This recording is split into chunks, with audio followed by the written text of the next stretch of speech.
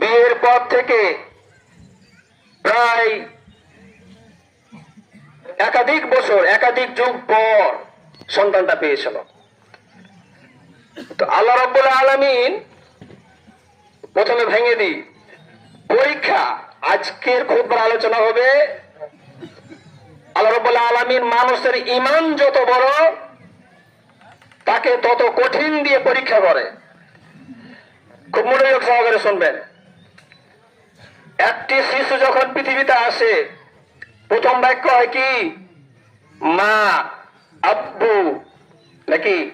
তারপরে যখন 3 বছর হয়ে গেল, 4 বছর হয়ে গেল, তখন আলিফ বা তা সা ক খ গ ঘ এ বি সি ডি। আমরা পরীক্ষা নিই, বাবা বলে তো আলিফের পর কি হবে? বা। আবার যদি আমরা বলি এর পর কি হবে? বি। কর পর কি হবে? খ। এই যে পরীক্ষা, প্রথমে আমাদের পরীক্ষা হয় কি? ছোট্ট থেকে, ছোট পরীক্ষা, বয়স অল্প। বয়স অল্প যখন 5-এ উঠে যায়, ওই একই ব্যক্তিকে বলা হয়, বলে তো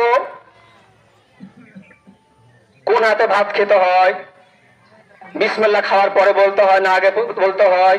এগুলো আমরা পরীক্ষা করি।